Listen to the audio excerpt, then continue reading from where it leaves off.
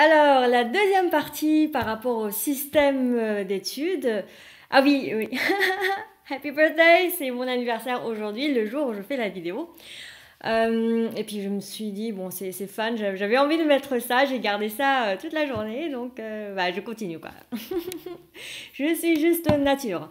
Alors, oui, donc, pour continuer ma confidence sur le système d'études au Vietnam, on avait parlé justement la dernière fois sur le fait que voilà, on passait notre temps à apprendre, à apprendre, à apprendre. Et comment justement est-ce qu'on apprend au Vietnam? Alors, c'est pas très efficace pour l'analyse et la réflexion, au contraire, puisqu'on nous apprend à être des perroquets. En tout cas, c'est de mon point de vue. Voilà, en fait, on est bien formaté pour recracher ce qui est attendu. Alors, désolé pour le terme, recracher, c'est pas très sexy, mais c'est vraiment comme ça que j'ai vécu le système. Nous apprenons à savoir ce qu'attend le professeur, et c'est super important pour nous de savoir, et lui donner exactement ce qu'il attend de nous. C'est un peu, pour moi, ce que je vois dans le système communiste aussi, c'est, voilà, on te dit ça et tu écoutes et point barre, tu ne poses pas la question, tu nous écoutes. Et il ne faut pas trop remettre en question le système, quoi. Bon, ce système avait aussi son avantage, hein, je pense, dans certaines situations. C'est important quand même, voilà, de bien écouter la hiérarchie, de ne pas trop remettre en question les choses parce que sinon on n'avance pas. Mais pour les études, eh ben, je pense que c'est pas trop adapté. Enfin, en tout cas, on est très fort pour recracher les choses et apprendre par cœur. Donc, du coup, je pense que ça a quand même contribué à une sorte de mémorisation, à travailler notre mémoire. Alors, ça, c'est vraiment pour les matières, enfin, beaucoup de matières, hein, comme l'histoire, y compris la philosophie, la biologie, enfin toutes les matières en fait, c'est vraiment du par cœur, par cœur, par cœur. On avait des questions, on savait exactement où se trouvaient les réponses dans le livre et donc du coup il suffit juste de recracher tel quel. On n'a pas forcément besoin de comprendre. Donc c'est pour ça que moi je me souviens pas très bien de ce que j'ai appris au Vietnam. Enfin un peu quand même, j'exagère. Mais en termes de réflexion, toute la réflexion, je l'ai appris et découverte un petit peu en France. Par contre, pour les matières comme physique, chimie et surtout les maths, les Vietnamiens sont très forts en maths. En tout cas, comparé aux Français, quand je suis arrivée en France, effectivement, le niveau n'était pas du tout pareil. En France, les maths, ça restait assez basique. En fait, c'est un peu du B à bas. Comparativement, hein, ce que j'ai vécu au Vietnam, je suis arrivée en France en première. Et au Vietnam, en fait, les problèmes sont quand même plus poussés. Donc c'est d'une autre manière. En France, moi, ce que j'ai découvert, c'est les gros problèmes avec plein de questions et tout ça. Mais au Vietnam, en fait, on est quelque part aussi surentraîné. Alors, en fait, à force de faire des cours particuliers, à la longueur de journée, de faire que des exercices, que des exercices, que des exercices, on apprend en fait à, à- à retenir les sortes de typologies d'exercices, même si on ne comprend pas trop. Et on écoute également les enseignements du professeur. On développe du coup en fait des sortes de réflexes. Donc c'est-à-dire qu'à un moment donné, on est capable, enfin, en tout cas j'ai des amis en fait qui étaient capables de regarder l'énoncé et ils savaient exactement ce qu'il fallait dire, comment raisonner juste après, juste en regardant en fait le typologie des exercices puisqu'on en a fait tellement. Euh, voilà, bon, c'est pas forcément le cas pour tout le monde, bien sûr ça dépend. Et puis bien sûr aussi par la force du travail, on devient bon, mais quand ça commence à sortir du cadre, euh, ou voilà, quelqu'un qu'on ne connaît pas, par exemple un professeur qu'on ne connaît pas, ben là on se sent un petit peu perdu.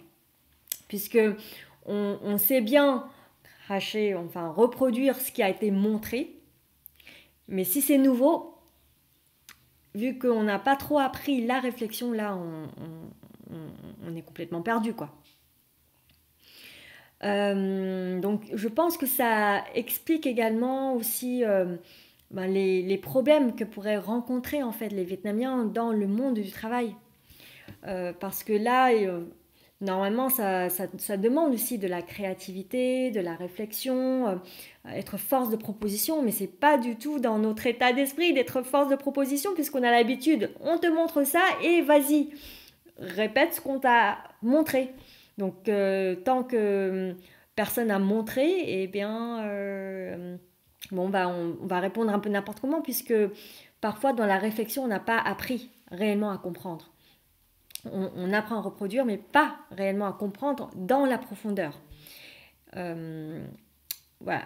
Et bien sûr, également, tout dépend de la qualité et l'état d'esprit du professeur. Comment est-ce qu'il favorise également la réflexion? Alors, même s'il y a de tels profs, le système de répéter et écouter simplement ce qu'on dit de faire est tellement ancré que, bon, c'est pas forcément évident, en tout cas, de favoriser, d'entraîner justement sa réflexion, la vraie réflexion. Parce que généralement, le prof pose le problème, la question, puis on donne la réponse qu'on se dépêche finalement de copier, de noter pour pouvoir le ressortir plus tard. Ça, c'est par exemple dans les cours particuliers, enfin, peu importe, même en cours en fait. On note, on va pas besoin de comprendre. Et puis après, on sait que, tiens, là, dans l'examen, il y a besoin de ressortir ça comme ça. Et c'est tout. Au Vietnam, les notes sont également très importantes. Alors, j'ai pas trop le souvenir, dans mon expérience, de grosses compétitions, pas autant qu'en France en prépa. Bon, j'ai fait une classe prépa. Bien sûr, il y en a un petit peu, mais c'est voilà. Ce qui est plus important en fait, c'est d'avoir la mention et ouais, puis avoir une bonne note en général. Le titre, c'est super important. Le titre de Học sinh giỏi, donc l'élève avec mention bien. Au primaire, en fait, la moyenne pour avoir cette mention, c'est, il me semble que c'était au minimum 9 sur 10, hein, c'est-à-dire 18 sur 20. Puis, je pense qu'en collège, ou en tout cas au moins au lycée, si tu as au-dessus de 8 sur 10, donc c'est-à-dire 16 sur 20, eh bien, tu as cette mention bien de Học sinh giỏi. 7, donc c'est-à-dire 14, on considère que ça y est, ça commence vraiment à être moyen, c'est pas forcément trop bienvenu. Moi, j'ai le souvenir en fait d'un ami au collège. Il a reçu en fait le résultat d'un devoir, il a eu 7. Oh là là, il a eu 7 au contrôle et là, il commençait à pleurer, tout ça. Et c'était la panique parce qu'en fait, les parents vont pas être contents. Il va le gronder, voire même peut-être il va être battu, voyez. Et pour les parents, en fait, c'est super important que l'enfant puisse obtenir mention bien. C'est l'image de leur enfant qui réussit à l'école, c'est super important. Et alors, donc c'est vraiment le devoir de l'enfant envers les parents. Si, genre, en gros, les parents te payent pour aller faire les grandes études et tout ça, bon, parfois l'école hein, au Vietnam c'est gratuit, mais en tout cas, ce que l'enfant doit faire, c'est absolument avoir de bonnes notes. Si tu n'arrives pas à faire ça, tu es bon à rien et là, on te gronde. Enfin, ça dépend des familles, bien sûr. Heureusement, moi, je n'étais pas dans ce cas. Mais en tout cas, ça peut être de gros traumatismes en fait pour les enfants. Donc, si l'enfant, la personne sait que ce qu'il va répondre ne donne pas en fait une satisfaction au professeur, ne donne pas une bonne note ou ce qu'il attend vraiment, là, c'est un très très gros stress. Et il vaut mieux peut-être rien dire du tout. Ou sinon, il fait ce qu'il peut et puis voilà. Ça crée des traumatismes. Et puis, donc, le parent, pour aussi maintenir cette image de l'enfant qui a une mention bien à l'école, eh bien, il vient souvent voir le prof, va visiter le prof, toujours avec un petit cadeau. Il demande si, au prof, oui, est-ce que vous pouvez faire quelque chose pour mon enfant. Euh, voilà, il a pas assez de notes pour être mention bien. Si vous pouvez pousser un petit peu, il manque juste 0,2 points. Allez, faites quelque chose. Et puis bien sûr, après, le pouvoir de décision se retrouve chez le professeur. Et puis bon, après, le cadeau au Vietnam, c'est systématique. Quand on va voir un professeur, on doit au professeur un très grand respect. Et donc, c'est-à-dire qu'à chaque fois qu'on va voir le professeur, on apporte toujours un cadeau. Et aller rendre visite au professeur, même si on n'a rien en particulier à demander, c'est quelque chose de systématique. C'est la moindre des choses pour offrir un cadeau, le remercier, de s'occuper de son enfant, de son enseignement. Le professeur est considéré au Vietnam comme un parent en fait pour l'enfant. Et c'est très très important. Et puis dans la tradition, bien sûr, quand on apporte un cadeau, on ne peut pas le refuser. C'est plutôt mal poli. Et même si au premier abord, dans la réception, on va dire ah mais non, raksao, raksao, fallait pas, mais bon, il reçoit quand même. Et puis voilà, selon les demandes, il y a peut-être, oui, je vous donne un petit pot de vin, une petite lettre à l'intérieur, un peu d'argent. Et puis, donc pour les mentions, pour avoir des mentions, donc les parents sont prêts à payer très cher, mais encore plus cher en fait, c'est la rentrée, c'est l'admission en fait dans des écoles prestigieuses, donc voire même les lycées, les universités, mais surtout aussi les lycées. Parce que l'université, souvent, c'est aussi par examen. Bon, là, je n'ai pas fait l'université, je ne pourrais pas vous dire, mais je sais que pour l'admission dans de grands lycées, en fait, il y a aussi des parents qui sont prêts à dépenser des millions de dong. Alors, c'est pas d'euros, de dong. Donc, ça peut être 10 millions, voire 20 millions d'euros, voire plus. Donc, 27 millions d'euros, c'est 1000 euros. Pardon, 27 millions de dong, c'est 1000 euros, pardon. Parce que là, c'est encore une fois, c'est l'image, c'est l'honneur de la famille. C'est la fierté de pouvoir dire, ouais, mon enfant a fait tel lycée, etc. Et là, donc, du coup, c'est très, très important. Voilà, qu'est-ce qu'il y a d'autre que je pourrais dire? Oui, bon, après, il y a aussi, en fait, les diplômes comme les thésards, c'est aussi très, très important. Même si, en fait, la thèse ne sert pas à grand-chose, en réalité, dans le travail, mais c'est dans la tradition considéré comme quelque chose de waouh, c'est un accomplissement, c'est quelque chose de grandiose, de difficile. Et il y a même du coup des personnes qui sont prêtes à acheter le diplôme. Donc acheter les diplômes, les permis au Vietnam, c'est assez fréquent au final, puisque il y a cette course un petit peu à travers l'image, et puis et en fait, ce qui crée en fait un système où bon, une personne qui a un tel diplôme ne reflète pas forcément réellement la connaissance qui est derrière. Alors, je précise, il ne faut pas en faire une généralité, ce sont des choses qui existent. Et donc, moi, j'ai entendu parler aussi des histoires. Il y a des gens qui se disent thésards, qui ont un diplôme, mais derrière, il y a beaucoup de choses qu'ils ne savent pas et qui ne sont pas à la hauteur en fait de telles connaissances. Et à côté, bien sûr, il y a aussi des gens extraordinaires, puisque en fait, avec le système de travail au Vietnam, on travaille, on veut réussir. Cette niaque de vouloir réussir, faire les choses, eh bien ça crée aussi des experts, des gens qui ont énormément de connaissances, des érudits, et qui sont très très bons, très très pointus. C'est pour ça qu'il y a aussi, voilà, c'était un Vietnamien qui a reçu en fait le Nobel ou enfin, un grand prix équivalent Nobel en mathématiques.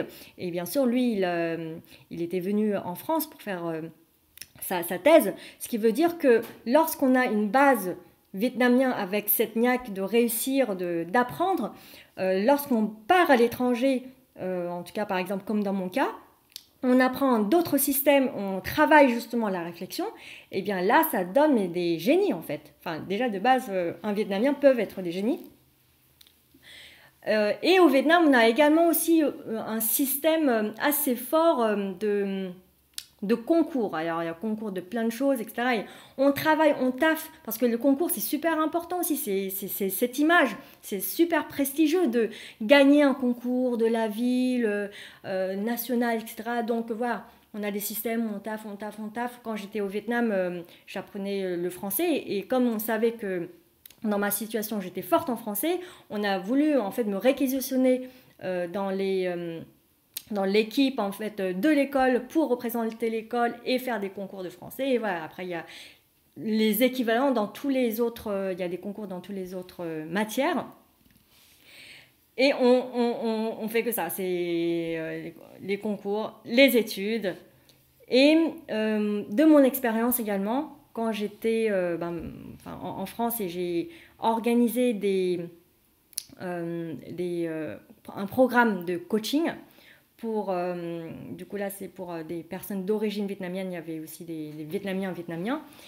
Et bien là, waouh, c'est en fait un Vietnamien, lorsqu'on le guide correctement, parce que ils sont capables en fait d'écouter, de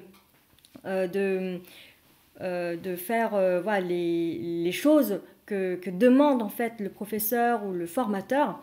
Et là, mais ils vont super vite et j'étais impressionnée.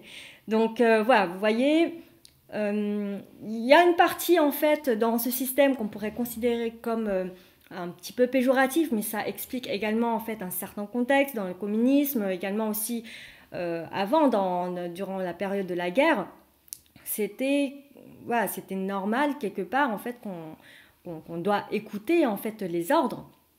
Mais par contre, du coup, quand ce système continue en fait maintenant, eh bien les remises en question, l'expression de soi, de ce qu'on pense en fait, n'est pas forcément très bienvenue. Surtout si ça pourrait risquer de faire perdre la face au professeur lorsque tu poses des questions qu'il ne sait pas trop quoi répondre, puisque lui aussi peut-être qu'il a appris juste simplement à répéter ce qu'il a appris. Ça dépend des profs, hein.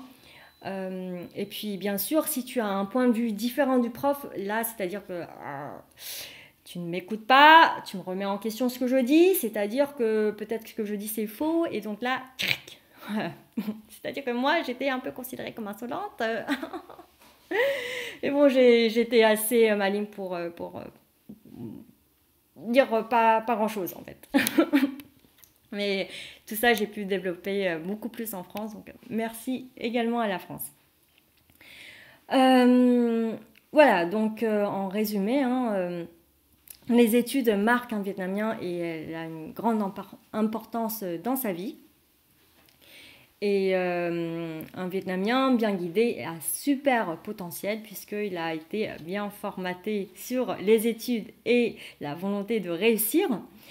Et bien sûr, l'objectif de ma vidéo n'est pas de montrer des côtés péjoratifs ou pas de ce système, c'est simplement de partager avec vous mon point de vue, mes expériences, mon vécu.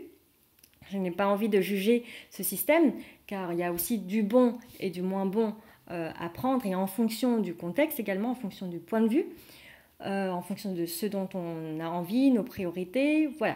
Donc, c'était ma vision, mon vécu, et j'espère que ça vous a permis de comprendre certaines choses au Vietnam. Et n'hésitez pas à partager avec moi vos ressentis, vos commentaires, vos remarques, voire aussi des questions. Likez cette vidéo si ça vous a plu, likez également ma chaîne YouTube, comme ça vous pouvez recevoir régulièrement les vidéos que je poste. Et je vous dis à très bientôt, ciao!